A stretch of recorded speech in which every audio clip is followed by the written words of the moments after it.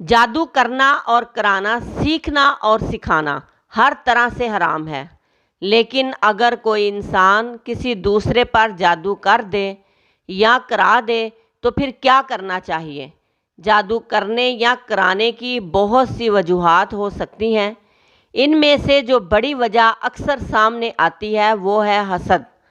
کسی کو کھاتا پیتا دیکھ لیا، برداشت نہ کر سکے، کسی کو اپنے سے خوبصورت عقل مند دیکھ لیا، پڑھا لکھا دیکھ لیا تو بات برداشت سے باہر ہو گئی، یا پھر اپنے مقاصد حاصل کرنے کے لیے جادو کا سہارا لیا جاتا ہے، اور پھر شیطان غالب آ گیا اور اس انسان نے حقوق العباد کا بھی خیال نہ رکھا اور نہ ہی اللہ کے فرمان کی پرواہ کی، اور اس شخص پر جادو کروانا شروع ہو گیا۔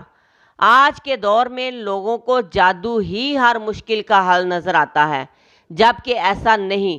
ضروری نہیں کہ آپ جادو کر کے اپنے مقصد کو پا لیں، لیکن اس سے آپ دوسرے شخص کی زندگی کو تو برباد کر دیتے ہیں، جس کا حساب آپ نے رب کی بارگاہ میں دینا ہے، اور اس رب کی پکڑ سے آج تک کوئی بچ نہیں سکا۔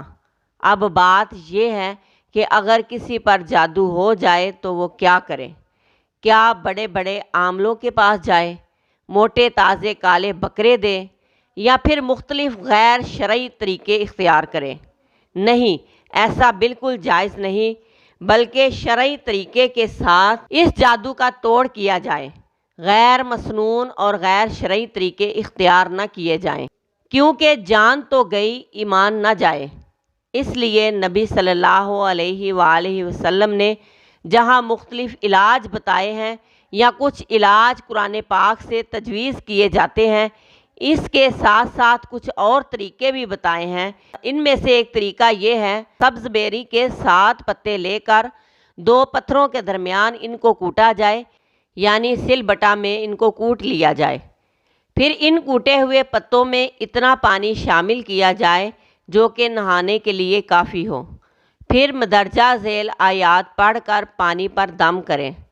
ان آیات کو اعوذ باللہ من الشیطان الرجیم پڑھ کر پڑھا جائے گا۔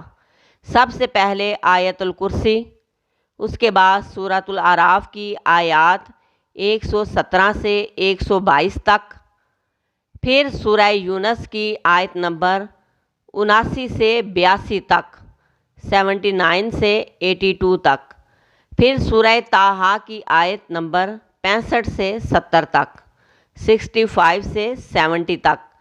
اس کے علاوہ چاروں کل مندرجہ ذیل آیات پڑھ کر بیری کے پتوں پر دم کریں، 3 گھونٹ پانی پی لیں اور باقی پانی سے نہا لیں۔ انشاءاللہ فائدہ ہوگا۔